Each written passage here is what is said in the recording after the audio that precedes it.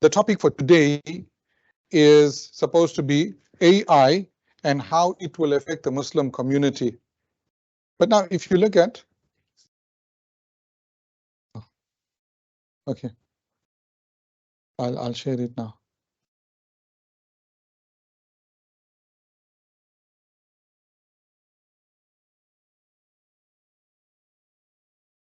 Sharing. Okay. So the topic was supposed to be AI and how it will affect the global Muslim community. But see what I went and did there. Mufti Sahib, with your permission, I slightly tweaked that topic because it didn't feel right. It felt like we are victims of AI. So I changed it to say how the global Muslim community will impact it. What? AI. Because we are over a billion. According to some stats, we are 1.7 billion strong. And I'm sure that with our numbers and our skill set and our reach, we will be able to play a very big role in AI. I've been saying this for the past 15 years that we need to stop playing passengers in the AI game, and we need to take charge of it. I remember a time when I used to say that in the 2020s, we're going to see more tech advancement than we did in the whole previous century. And people were like, what? How is that even possible? But now we are seeing it. GPT-3 came out, and the GPT-4 is, I don't know what more is coming out. Every day, every week, pretty much, we're seeing more and more. Okay, so we're going to be talking about the technologies, we're going to be talking about the Ummah, but more importantly, like I said earlier, we're going to be talking about you. Because as Muslims, we tend to feel like we don't belong. We tend to feel out of place. When we look at what's going on in the world, when we look at all these tech advancements and AI, and you look at these movements like LGBT movement that's coming from the US, we tend to feel like, is there a place for us? We feel like an anachronism. Right? Anachronism is something that is from another zamana, from another time altogether. So in the way that we hold fast to our values, in the way that we dress, a woman that's dressed up in a hijab might be called backward. She's so backward. Look at her. Why do people do that? Why do people say things like that? And what is our place in this world? And that's what I'm going to tell you today. I'm going to show you what is our place. But then I was talking about my situation in prepping for this. While I was prepping, so my wife was helping me to prep, and she said, look, I know it's a talk about artificial intelligence, but keep it down.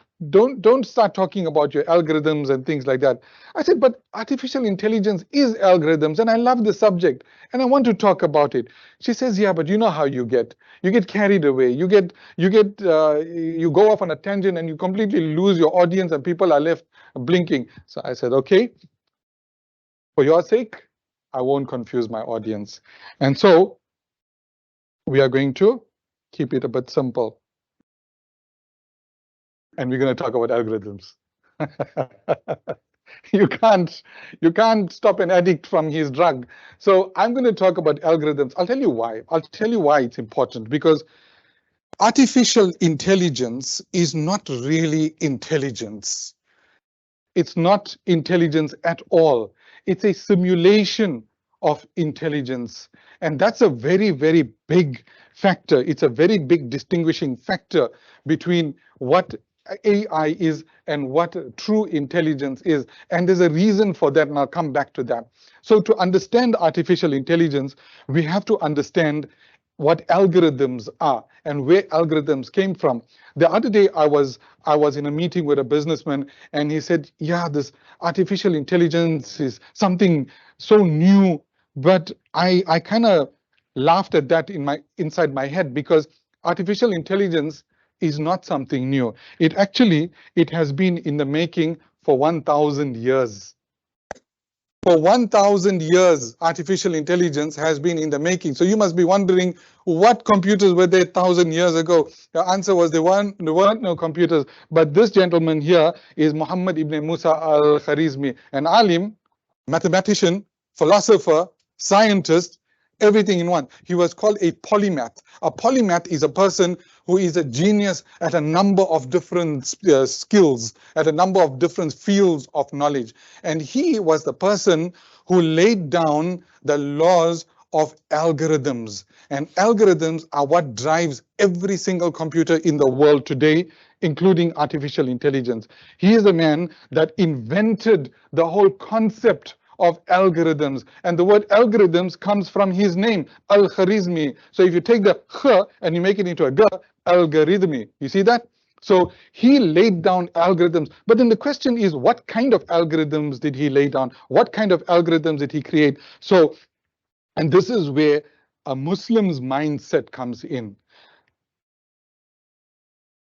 Al-Khwarizmi looked around him at that time and he saw people struggling with calculations, struggling to do basic calculations like inheritance, like surface area, like volumes of water, milk, and grains, etc. So for example, if you were a person selling carpets in your store and I wanted to carpet this room here, you would come to me and say, I need carpets for my room. And I would ask you, how much of carpet would you need? And you wouldn't know and I wouldn't know, and there would be a big confusion. So Muhammad ibn Musa al-Khwarizmi, he came up with the idea of creating little formulas to help people to calculate all these things. So then using that formula, he would say to the person, okay, go back to your room and count how many footsteps, 3, 4, 5 footsteps by 7 footsteps, and that's your algorithm. You remember in school maths you did A is equal to L times B, area, surface area is equal to length times breadth. That was invented by this man here, and it laid down the science of algorithms right up until today. So those formulas, as basic as he created them, they've become very, very advanced today, and those have become artificial intelligence. Now you get it.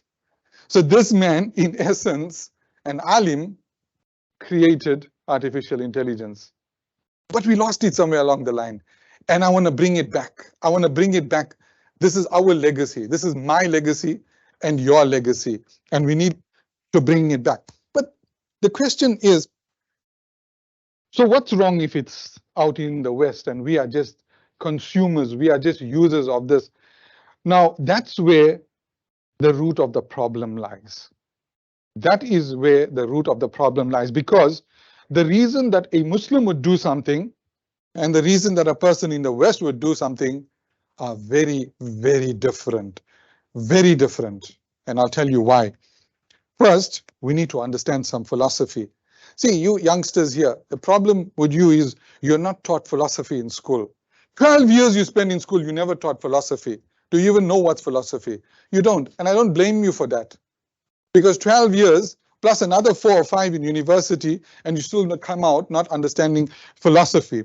And the problem, the main reason why we as Muslims feel out of place lies deep, deep, deep, deep, deep, deep in our philosophy and the West philosophy, the Western philosophy versus the Muslim philosophy. At that level, they just can't see eye to eye. They just can't gel. They can't connect. And I'll explain to you why. But before I go there, let me explain to you the story of a rich brother and a poor brother, right? So one day, the rich brother was having an argument with his mother. So the mother was saying to him, but son, you have to look after your poor brother. And the rich brother says, no, I don't have to look after him. I have my own children to look after. Why should I look after him? So the mother said that because your father used to look after him. Okay, so they went to an alim and they said to the alim, this is the problem. The rich brother says, my mother expects me, I've done a lot for my brother, but she expects me to do more for him. Yet I got my own responsibilities, my own children to look after. And so the alim understood by listening to the son and listening to the mother, he understood what their philosophies were. And the philosophy, there's a lot of different meanings to philosophy, right? I'm going to give you one meaning. The philosophy is the deep underlying reason why we do and say the things that we do. It's your innermost belief. So He said to the mother, your whole life you saw your husband, in other words, the father, looking after the two sons equally. Whatever he gave to son one, he gave to son two. If he gave some money to son one, he gave the same to son two. A property to a property. If this fellow was battling, the father would look after him. So the relationship between father and son and mother and son is socialism. Share and share alike, give to everyone, whether you deserve it or not. But the relationship between two brothers is capitalism. Now you are no longer my responsibility. You are my father's responsibility, but you're not my responsibility. My responsibility is my children. Yes, to an extent, I will look after you, but only to an extent. You see the difference now? You're understanding a little bit about philosophy. So the alim told the mother, you have to understand that he is right in a way. The brother is right in a way. He has his own responsibilities. He has his own sons. He has to bring them up. But he said to the son, you also have to understand from your mother's perspective. She has affection for your brothers just as she has affection for you. So you have to lean slightly towards her socialist stance, and he has to lean and she has to lean slightly and try and understand your responsibilities to your family. You got that, guys? Am I too high? Am I you following? Those of you who are online, don't hesitate to ask me questions. There's somebody monitoring the chat. So if you got any questions, just fire away. I like this to be a conversation rather than a monologue. I do too many monologues on my TikToks and LinkedIn and YouTube and everywhere. But the reason for doing this physically and doing webinars is so that we can engage each other. And for you guys, if you have any question, just raise your hand, right? So by understanding the deep underlying reason why a person does something, you get to understand that person. Without understanding the philosophy of that person, you can't understand. And there you say there's a cultural clash. Maybe there is, maybe there isn't, but you must understand the person, where they're coming from. Okay, so let's start by understanding ourselves as Muslims. What is our philosophy of life? What is our philosophy of living and our philosophy in this world? First and foremost, at the heart of it, the foundational pillar of our lives is that when Allah Ta'ala created us, He created us for one reason only, and that is to worship Him. Finish. There is only one reason for our existence. And our entire lives, just like the people making tawaf around the Kaaba, our entire lives is a tawaf around the worship of Allah Ta'ala. That's it. And then, beyond that, Allah Ta'ala says, اُعْبُدُوا اللَّهَ وَلَا تُشْرِكُوا بِهِ شَيْئًا وَلِلْ Come on, where's the wafazia? وَلِلْوَالِدَيْنِ إِحْسَانًا وَبِذِلْ Come on. I have to do everything here. So then Allah Ta'ala says, after your creator, you have responsibility now for your family. Your parents are also included in that. Your parents, your wife, your children, your brothers, your sisters, and then going one level up, your neighbors. Rasulullah Sallallahu Alaihi Wasallam said, Jibril Alayhi Salam came over and over again, and he told me to look after my neighbors until such a point. What? Who knows that hadith? Who remembers that hadith? I thought he's going to make the neighbors an inheritor of my estate. And then your greater community. You are responsible, you are accountable. And then for the ummah, for the whole world. Kuntum khayra ummatin ukhrijat, for mankind. For mankind. You have been sent for man. Look at Allah Ta'ala's giving you the responsibility for mankind. You're not responsible for you. You're responsible for mankind also. And then beyond that, the environment. Remember, Rasulullah Sallallahu Alaihi Wasallam used to teach us, don't waste water even if you're making wuzu at the bank of a river. You know, there's two very, very big exaggerations there. One is wuzu. Wuzu is an ibadat. And the other is the bank of a river. What's one drop more or less? What's 1 liter more or less? But Rasulullah Sallallahu Alaihi Wasallam, for emphasis, he's telling us, don't waste water even if you're making wuzu at the banks of a river. Let me give you a story, right? In North Africa, there was a sheikh, right? And one student came from the West to study with that sheikh. And what was the situation there in that madrasa was that there was no student accommodation. So the students had to make a little wooden hut for themselves. And that was your student accommodation. It was a hot place, so you didn't need to be you didn't need to be very insulated. So this one student came from America, and he took an axe and he went and started chopping a tree. So the sheikh came up to him and said, "What are you doing?" He said, "I'm chopping a tree to make my hut." So he said, "Why do you want to chop this tree? Instead of chopping the tree, why don't you take one branch from a number of trees? Because if you chop this tree, then that's it. No one else is ever going to benefit from it. But if you take one branch from this one and one branch from that one, another branch, you'll be able to build your hut." So you see, this is the teaching of Rasulullah sallallahu alaihi wasallam, to look after our environment, not just human beings, Allah's other makhluk, animals, the environment. Rasulullah sallallahu alaihi wasallam taught us not to pollute, not to relieve ourselves in the shade of a tree. Why? Because people use that shade. They go and they relax in the shade. So when it comes to matters pertaining to socio-economic matters, everything to do with people and with finances, with economics, when it comes to matters of the environment, if you read the book Reforming Modernity by Wael Halak, he's a modern day philosopher, not a Muslim, he says modernity, modern life just destroyed everything. We destroyed the environment. We created wealth inequality. We created massive amounts of poverty. We plundered, we looted, and now we think we're somebody great. We did something great. We didn't. We should be looking back. A Christian is telling us we should be looking back to the Muslim lands during the Khilafat, what they achieved. You know, during the Khilafat, I'm digressing, right? I'm digressing, but I think it's important. During the Khilafat, poverty was almost completely eliminated. Did you know that about 60% of all the property was Waqf property? In the Osmani Khilafat, in the Ottoman Empire, people used to give their property as Waqf for what?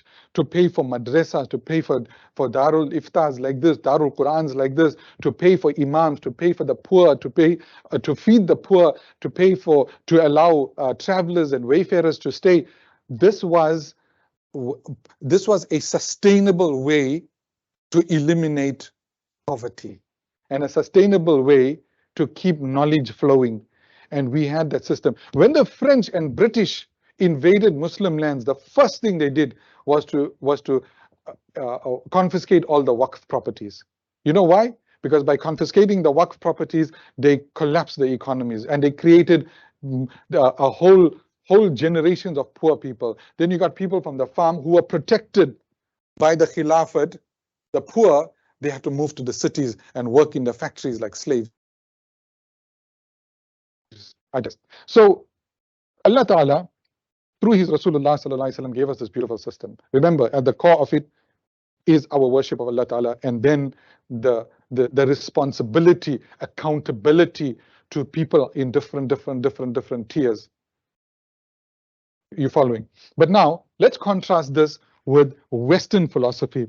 In the Western philosophy, it's very different. No one, in their minds, no one is responsible for anyone else. There's me there in the middle. I'm the big circle. And then there's you there, the small pale circle, barely visible. And then there's my wife and my daughter and my children, all separate. Yes, I might have bonds of love for them, and out of love for them, I might do something, but I'm not responsible for anyone. No law holds me accountable. So if today I want to get up and walk out on my wife and children and go and have a girlfriend on the side and elope with her, fine. You know, that's me. Now, where's all this coming from? What is the underlying philosophy?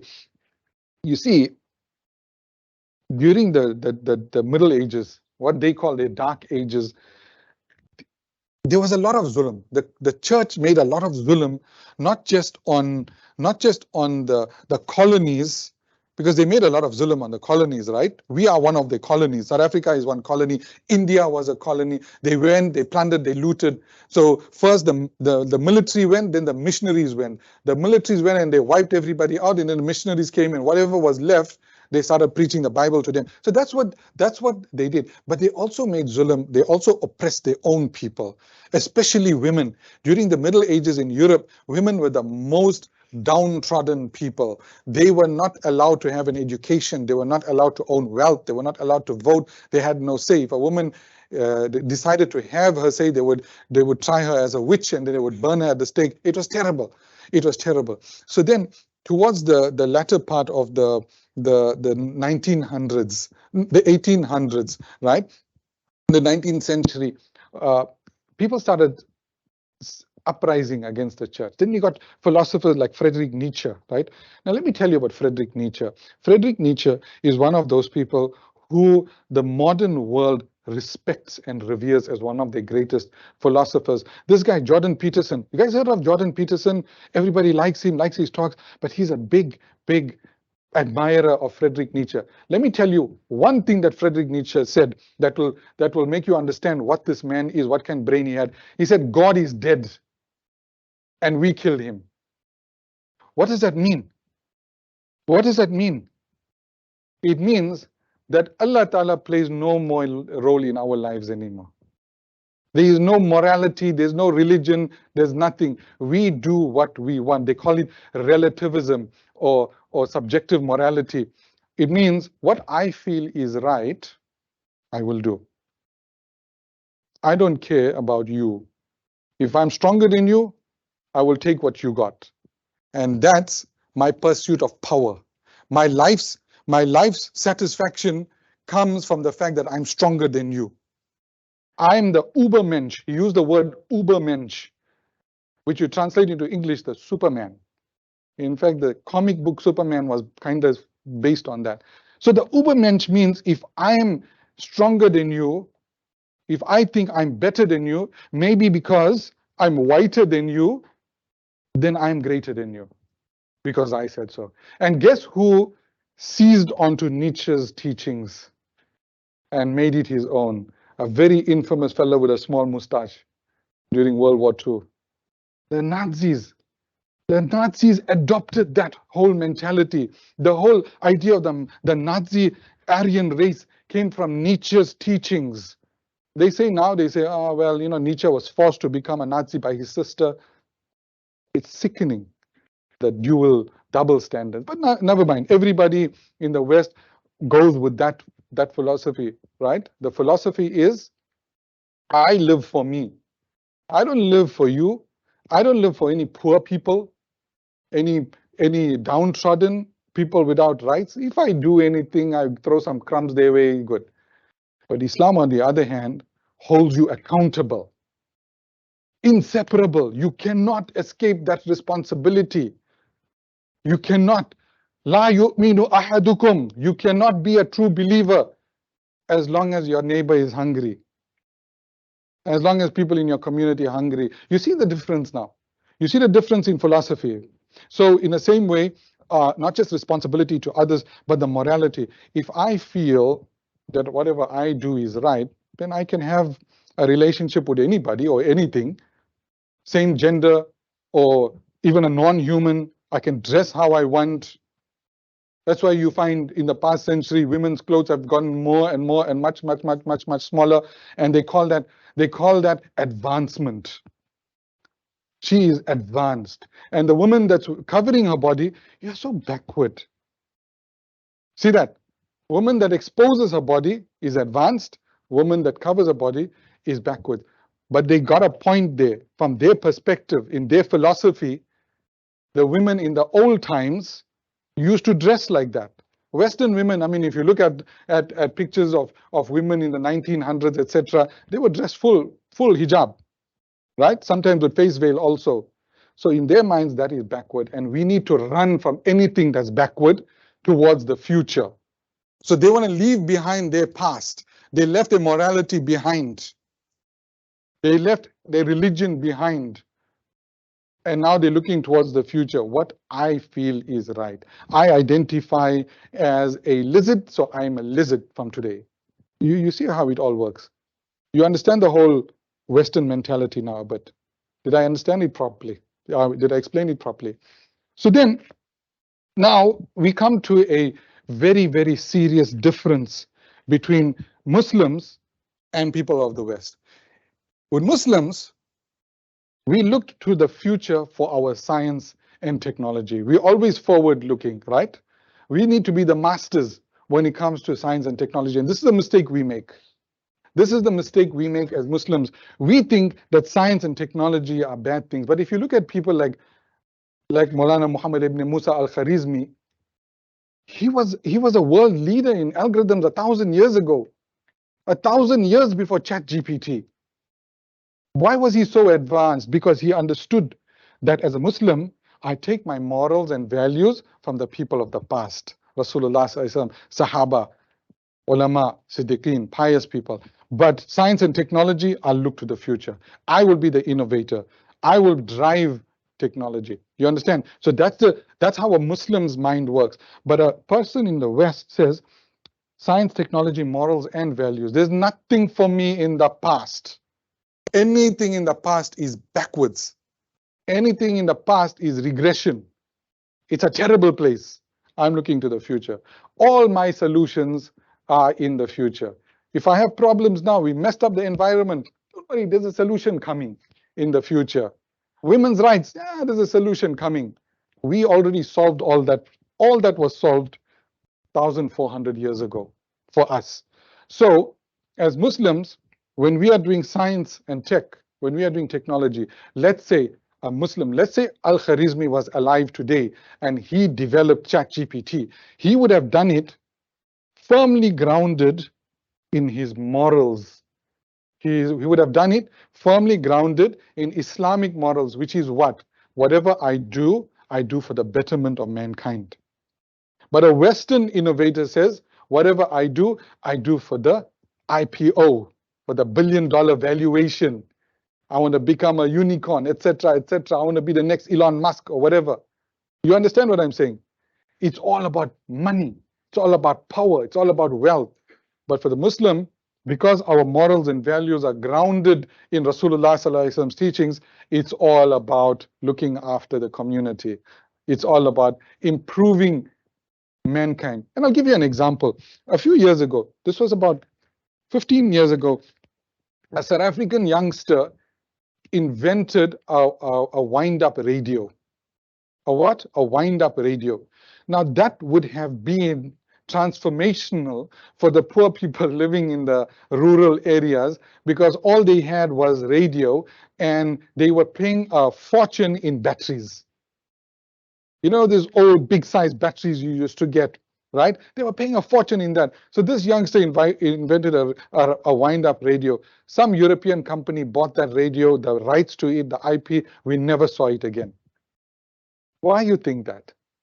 Because they would lose money on the batteries. They rather make you keep paying for those batteries than give you a wind-up radio that will never break and will never need more batteries again.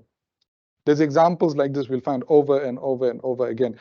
Brothers and sisters, the world's energy problems have been solved a long time ago. Petrol doesn't need to be that expensive. Energy doesn't need to be that expensive. It was all solved a long time ago. But you see the greed, morals and values, Nietzsche, I'm strong, I own, it's me, it's all about me. I will get rich at your cost. I don't care you are suffering and dying. I will get rich as long as I get rich. Wars in the Middle East, same. It all comes back to that. You get what I'm saying? Now, why am I telling you all this? I'm telling you all this because the problem with technology today is not technology. It's the users of technology, the people who are wielding the technology. Technology is the most beautiful thing. It's made our lives easier.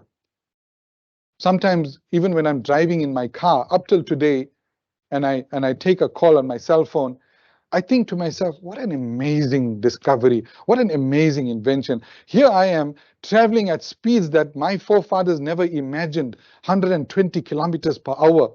What took them 3 days to do will take me 1 hour to do. And yet I can still talk to people at home. There's a voice coming through, and now there's even picture. If you do a WhatsApp video call, you can see the person. Does it ever hit you how beautiful this technology is? You can pick up your cell phone and you've got the biggest library ever known to mankind. In the history of mankind, we've never seen a library this big. Just go on Google and start searching. Go on ChatGPT, ask a question. Go on Amazon, buy any book you want. Come to Al Burhan's library, book a library book before you even come here. See how amazing this technology is. Jump on a plane, go for Hajj. Not months and months on a ship or on the back of a camel, back breaking. Technology is beautiful. But the trouble with technology and the concern that we have, all of us, is not the tech. It's the people wielding the tech. Those people there whose morals and values don't exist, whose morals and values don't align with ours. That's where the problem comes in. And we need to do something about that. And what we need to do is to take ownership of that technology, to go back to our legacy of Al-Kharizmi and all the ulama of the golden age. The ulama of the golden age were something else. They were scientists, they were engineers, they were inventors, they were philosophers. They are the ones that triggered the Renaissance in Europe that led to what Europe is today. We did it. We showed them technology. We taught them everything they know. And today they behave as if they don't know anything about that. They talk about the Greek philosophers. Do you know that the works of the Greek philosophers was lost? Who revived it? The ulama of the golden age. We translated those works into Arabic, and then those works were translated from Arabic into European language. And today they talk about Plato and Socrates, Greek philosophers, blah, blah, blah. You lost all that, friend. We laid the foundation. Modern medicine, we laid the foundation. Leave Newton. Allama Baghdadi did those experiments 150 years before Newton. 150 years before Newton, those experiments were already done. Maybe the apple fell on somebody's head at that time, but nobody talks about that. But, you know, old news. We always talk about the future. We don't spill over cry over the spilt milk. Okay, so I digressed. Now let's go back to algorithms. So you know where algorithms came from. How about I give you an insight into artificial intelligence? You want to see inside the brain of an artificial intelligence? Anybody wants to see that? Okay, exciting stuff.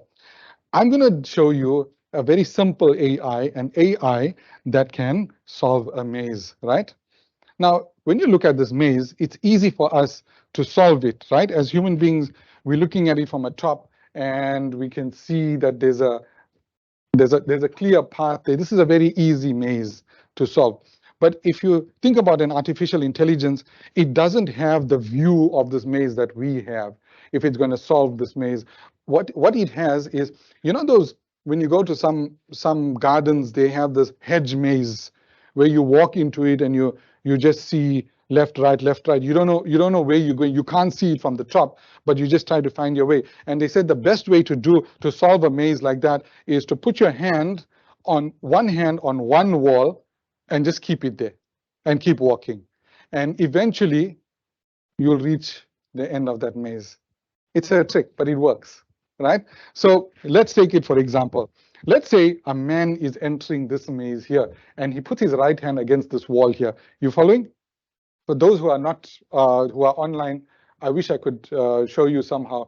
But basically, he will move to the left and then he'll realize there's a dead end there. He'll come back out. He'll go all the way into this dead end. And then he'll come out again until he finds the end of the maze. Now, that is the way that an artificial intelligence will actually solve that problem. There's the diagram here, right? So what it'll do is it'll start and it'll arbitrarily choose one direction. Whatever direction we ask it to choose, it'll choose. So it'll enter and it'll go to the right. It'll go until it hits a dead end. Then it comes back to this branching point here. And then it'll go straight. Go. Whoops. Dead end. Then it'll come back. And then it'll go this way. Go. Whoops. Dead end. Come back to this branching point. Go to the end. Now, this is a type of problem-solving technique known as the depth-first algorithm. Depth-first algorithm, right? This is a way of solving a maze by going depth first. What does it mean, depth first? It means that you go into every possible channel until it hits a dead end, and then you come out if it's a dead end. And then you try another one. So you tried this road, didn't work, come back out. Try this road, didn't work, come back. Try this road, didn't work, came back. And then you finally found the right road. So they call this the depth first algorithm. Then you get another one, another technique of working this out, which is called breadth first, right? Breadth first means instead of coming here and going all the way in, what this AI will do is that it'll take the first step and you'll see, well, okay, there's a branching point here. I can go right, left, or straight. So it will go one right, come back, one straight, come back, one left, and then it'll go 2, 2, 2, and then it'll go 3, 3, 3 until it circumvented the whole maze and it found the exit of the maze. This is called breadth first. So what it does basically, instead of following one path right through to the end, it follows all the paths one step at a time. You got that? One step at a time. So this is called the breadth first algorithm. Now, when you look at depth first, this one, if you calculate it, it takes 75 steps to solve this maze here. Not very efficient, 75 steps. This one takes about 51, about 52 steps. So you see, depth first, 75 steps, breadth first, 52 steps. So it's more efficient because there's less energy, less work required to solve this maze. You understand? You guys understanding this? Now, if you had to write an AI algorithm to solve this maze, how would you do it? What would it look like? Let me show it to you. You ready? There we go. This is a language called Python. You studied Python, isn't it? You didn't do, you did PHP. Right. It's still my favorite. I built my AI called Caitlin on PHP. Caitlin is it's an AI system that monitors every student at IT Varsity. IT Varsity is my institute, and we are online. So Caitlin basically watches everybody's movements, what they're doing, not at home and what they're doing in the bathroom and all of that. I'm joking. It's they study information. It monitors and it gives my support team feedback. So for example, if this youngster, what's your name? Sorry? Nabil. So if Nabil is studying at IT Varsity and he's going, he's doing well, and one day he suddenly slows down. Just because he slowed down, Caitlin will tell my support team, hey, this guy Nabil slowed down, check up on him, why? So then the support team will phone him, hey, Nabil, how are you? We see you slowed down, what's happening? So Nabil said, no, I've been on holiday, etc., etc. But that's how we push our students. So I built that in PHP, Caitlin. This is Python. Most AI today is written in this language of Python. Now, as you can see, 3, 6, 9, 12, 13, 14, 15, 16, 17, 19 lines. 19 lines of code to solve a maze. Isn't it amazing how simple AI can be? I can teach you this. AI is not that complicated. It's not that complicated. It's just very cleverly written code, very clever algorithms, and lots of data. I mean, you can't go, for example, my AI, Caitlin, cannot apply in a normal school scenario because schools are not collecting the amount of data that an online institute can collect. You can't track what is the progress of each learner in a book, but I can track what's the progress of each learner in a video or in a PDF, and we're collecting that data. So AI is able to do what it does through algorithms like this and through tons and tons and tons of data. How do you think ChatGPT is so clever? Because it's pre-trained. The P it stands for pre-trained. It's a generative pre-trained transformer AI. So the pre-trained means it has been fed that information for years and years and years. They just kept on giving it information. So when you ask it a question today, it's got that information ready because it's already been trained. Yes, it's transforming that AI. The knowledge is transforming it into a way that you like, but it has been pre-trained. It's not getting that knowledge from nowhere. That's what I'm trying to say. Okay, enough about AI. Any questions so far? Any questions on the chat? Any comments or questions? Or has everyone fallen asleep? I can see this fellow in the front, he's asleep here. Hey, hey. I'm joking. Is it interesting? Are you finding this interesting? Are you enjoying this? Sheikh? Salam.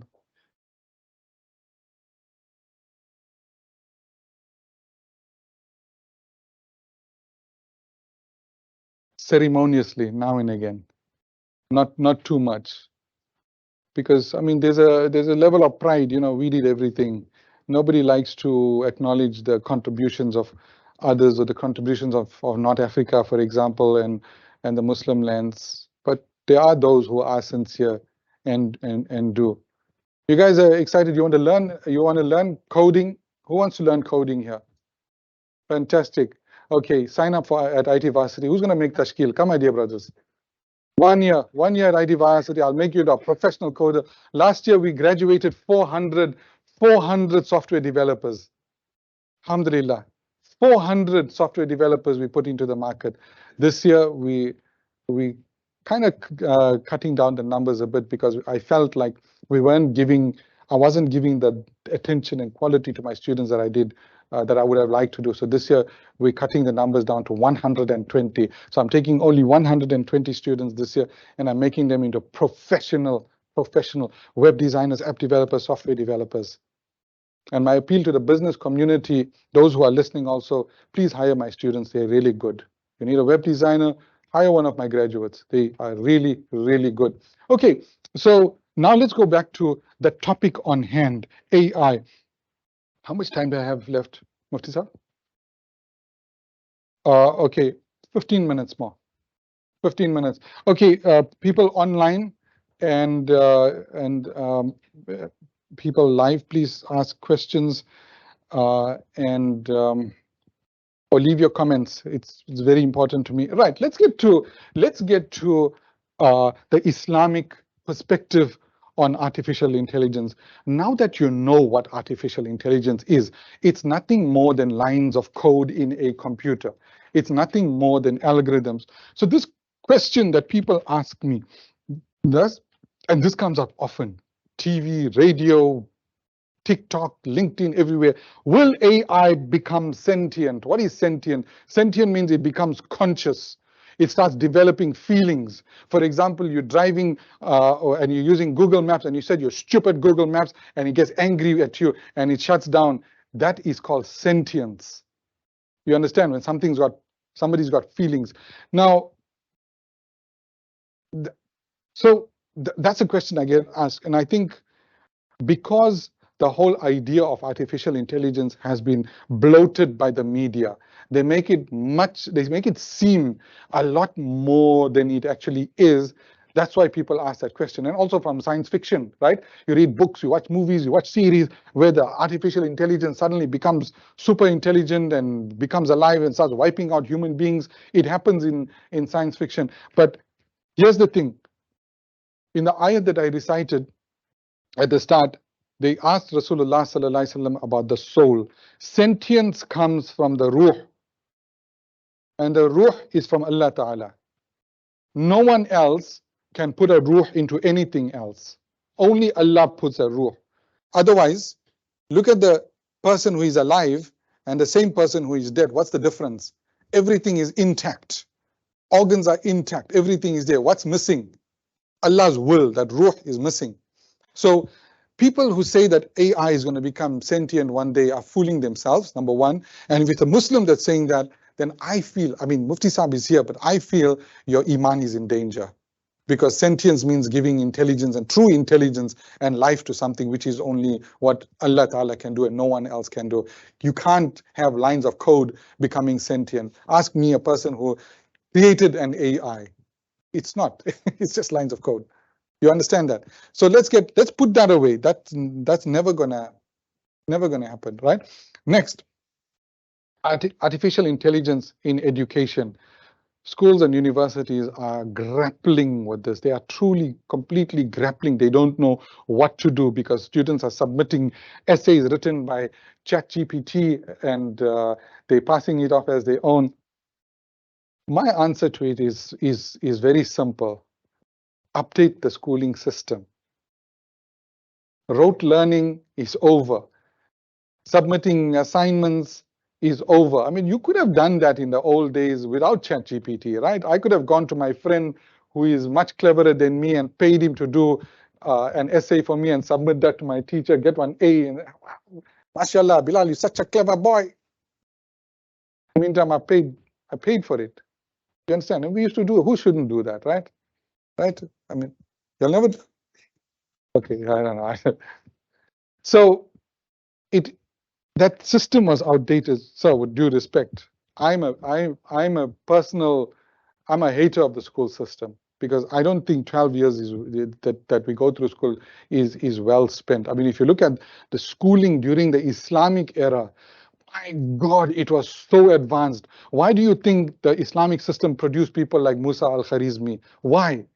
Because they were taught like that. They were taught philosophy, they were taught logic, they were taught grammar, poetry, Arabic poetry, balagha. This is not like English poetry, fee, fi, fo, fum, Shakespeare. Arabic poetry is on a different level. It makes you think, it sharpens your brain. Did you know it's been proven scientifically learning to speak Arabic increases your intelligence? Yeah, those of you that are doing Nahu and Sarf and all that, you're actually sharpening your own intelligence. Now, we top that up with why do you think Malvis are so clever? Come on! So, the education back in those days was real education. It was made to make people think. Today's education was rooted in the second industrial revolution to make people into factory workers. We make you into factory workers, obedient factory workers who's going to take their lunch boxes and go to work every day and not ask any questions because the teacher is the authority and what the teacher says you must listen to. That's why people go on TikTok and they see one idiot talking about something who looks like an expert and they believe it. Because you don't know how to deal with that information. You don't know how to do, you see, again, philosophy. There is a branch of philosophy known as epistemology. Now, epistemology is the study of knowledge. So you're given some knowledge, right? You're given some knowledge. What do you do with it? How do you validate it? You know, Imam Bukhari, rahmatullah alayhi, what he did with the hadith? He validated the hadith through the chain of narrators. That's called epistemology. Today we get one bit of information on WhatsApp. Ha, okay, forward. Because we don't know how to validate information. We don't know how to weigh it, whether this is good or bad, whether this is authentic or not, whether it's something I should forward or not. So we weren't taught all that at school. So on one level, education is lacking. But let's come to Islamic education, which I'm very passionate about because I used to teach maktabs for like 5-6 years of my life, happiest years of my life. Recently, I was walking past one maktab and I just saw the Molly Saab shoes and the children's shoes, and it took me back. Maybe one day I'll go back to teaching maktab, inshallah. But if you look at Islamic education, how can that be enhanced with AI? Now, for those of you who don't know, there's some students of mine who created an app of the Kitab Yassam al-Quran, right? Where a child can open up the app and touch any of the letters and it'll read that letter out to you, right? Al-Falah was distributing that app. It was written by some of my graduates. So it was beautiful because you can actually press that and listen and learn. But now we're going to add a new feature into it, which is the ability to read back to it. And then it listens, just like a Maulvi Saab. Just like the Maulvi Saab, it will listen to you. So you say, Qala, and you say, Kada.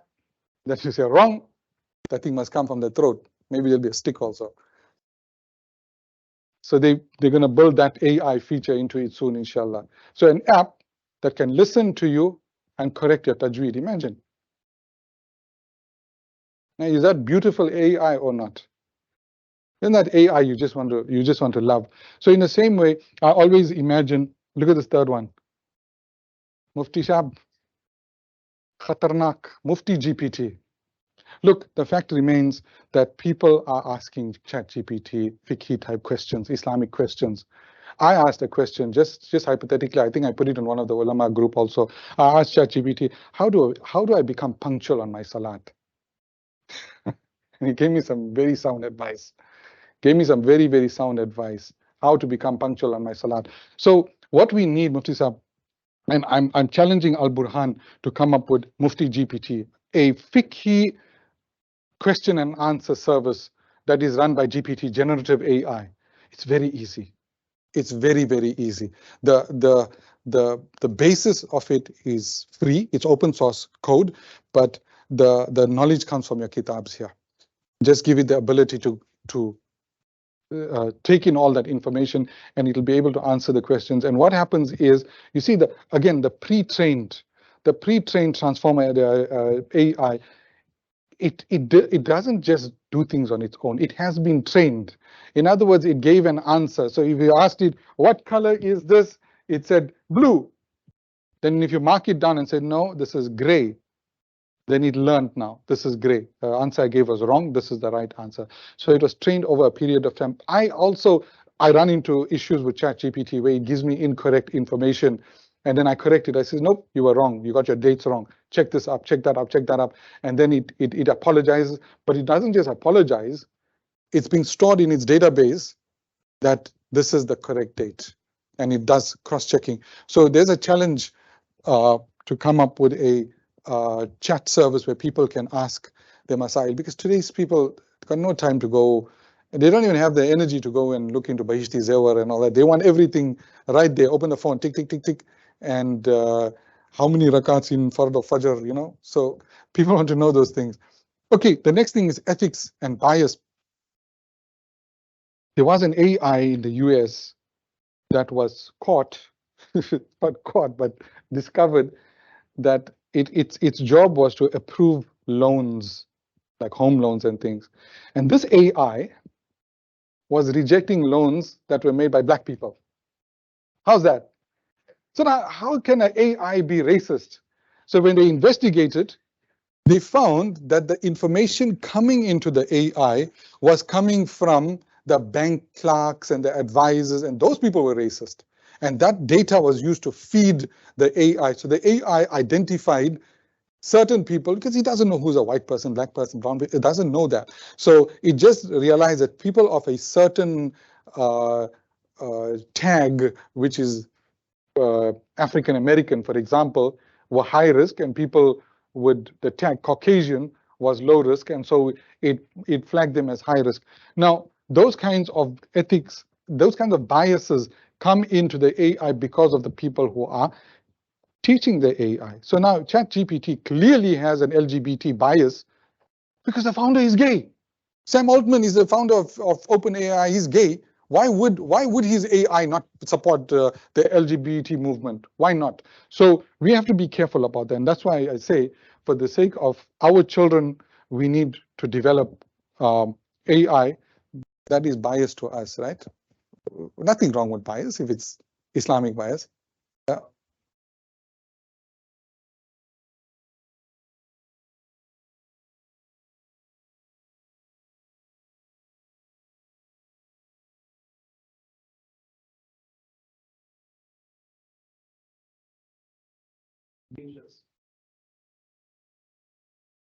People are misusing it in this way. 100%. 100%. Good question. For those who are online, the question was, would AI, biased AI, isn't there a potential for AI to be harmful because of the people using it? And it brings me back, brother, to one of the first statements I make. Technology is beautiful, except in the hands of the user. It's how we use it that will determine whether it's good or bad. Now, AI, in the same way, if, for example, we took our entire world's nuclear arsenal and put it in the control of an AI and said to the AI, right now, destroy any threat to this planet, what do you think it's going to do? Who's the first and most biggest threat to the planet? Us. We are a threat to everything, the environment, the animals, we're bugging up the whole planet, so it'll wipe us out. So there's one of two things that will cause AI to be harmful. One is evil, and the other is stupidity. And to be honest, stupidity scares me more than evil, because a stupid person will do something and not even know what he did. The evil person, you know, he knows what he's doing. So it's a good point. It's the AI. Let me give you another example, right? A much more closer to home example. When you open social media, when you open TikTok, right? TikTok will start showing you the type of videos that the AI algorithm, remember those algorithms are artificial intelligence. It'll show you what it thinks you like based on your previous viewings and also your previous searches on Google, etc. They're sharing information between each other. Let's not be naive about that, right? Because you go and do a search for something, try this experiment at home. Go and do a search for something you would never search for, like BMW motorbikes, latest model. And then you go to Facebook and Instagram and TikTok and you see everybody showing you motorbikes. Why? Because they're sharing information about you with each other. Okay, so those algorithms, do we realize, are actually determining culture. We are living in a zamana, an age of algorithm culture. What I mean by this, something goes viral. Let's say some stupid person in America puts out one new music and a dance. Suddenly, that thing has gone viral in the whole world, and everybody's listening to that music. Everybody's doing that dance. Who made that thing go viral in the first place? AI. That AI just decides. And I've been on TikTok long enough to know that it's unpredictable. You cannot say with any certainty, nobody on earth can say that this video is going to do well and this one is not going to do well. So the AI in a much more subtle way, it's causing harm. And what it's designed to do is to show you things that you like to see. And so it keeps you locked in. I know people who spend 3, 4, 5 hours at a time just on TikTok, just watching TikTok videos.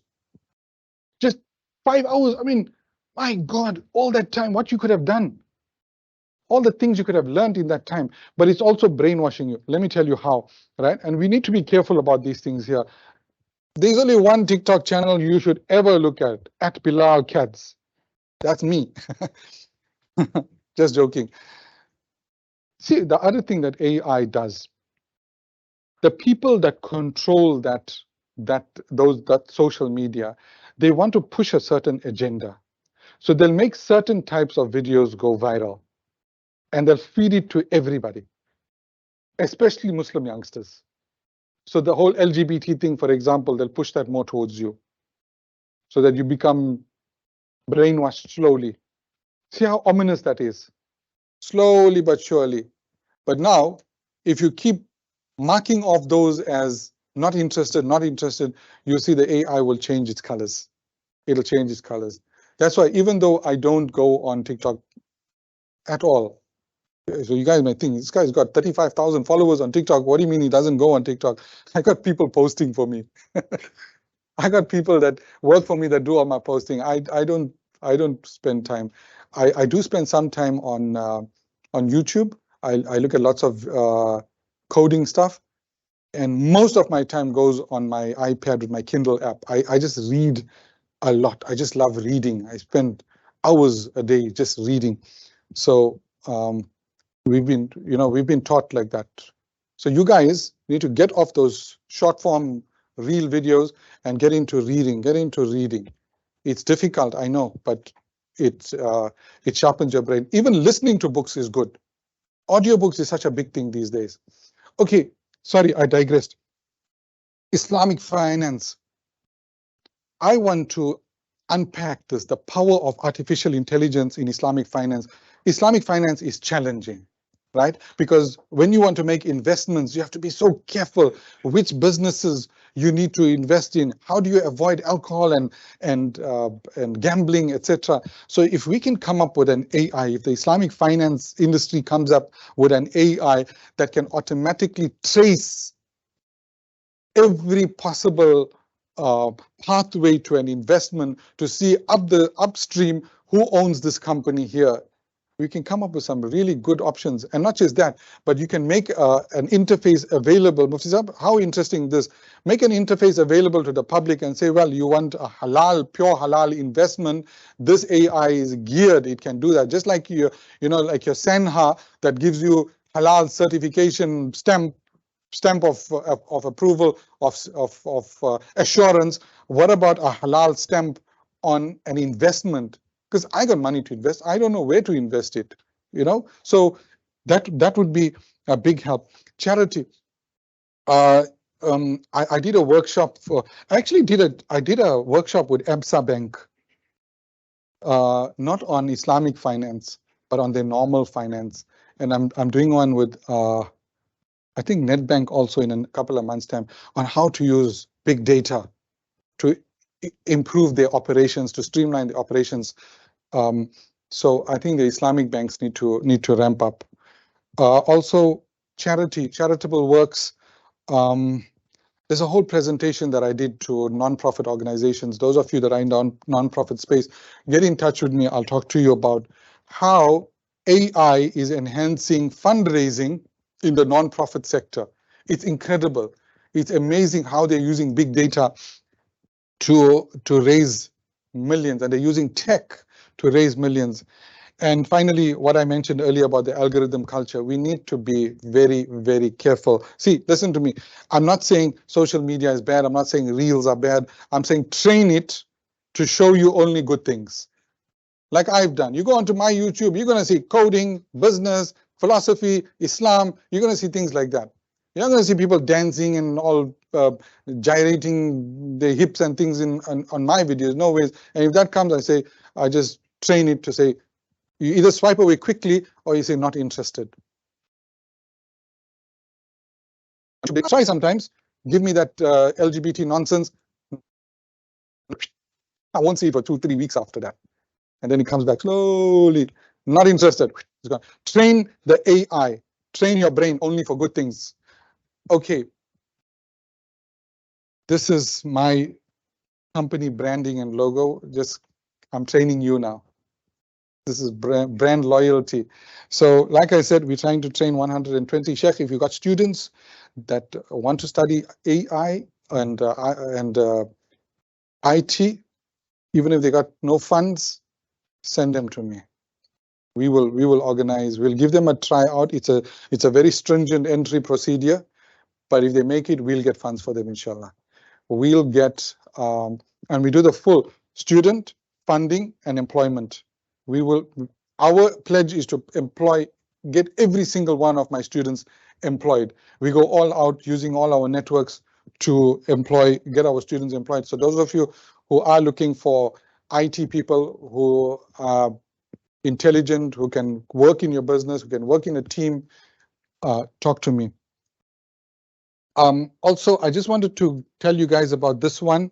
On the 5th of August, we're running a workshop. It's also online on how to start a business from your cell phone. Now, I know times are hard. I know it's so nice to make a few bucks on the side, and people like to earn something on the side.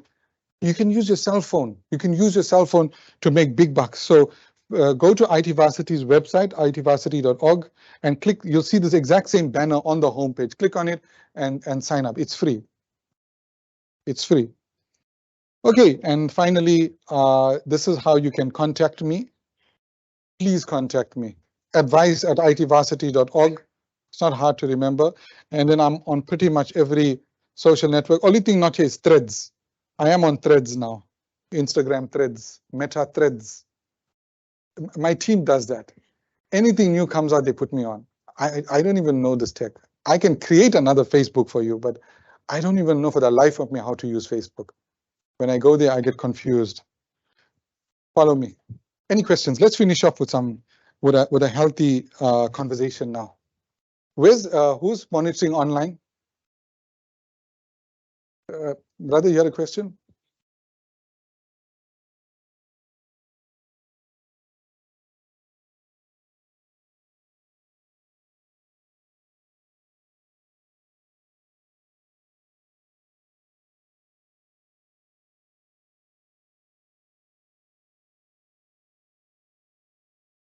there are restrictions.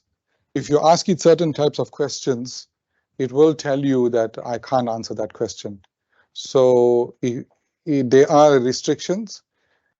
There's two ways. One is to impose hard restrictions, and the other is in the way that it's trained. Remember, these people are constantly training it in the back end. So to answer your question, yes, they can make the chat GPT, they can make the AI give you whatever kind of questions they want or answers they want you to get. No, it's not. All AI, it's just algorithms. It's controlled by humans. It's taught by you. Think of an AI like a child. Like a child we are trying to teach. So when the child grows up looking at a father swearing and smoking and doing all wrong things, the child will do the same thing. In the same way, if the child sees the parent is doing all good, so it's the same. The AI is like a child. You got okay. What are the potential threats of AI to Islam and our religion on a whole? AI poses no threat to Islam. Nothing is a threat to Islam.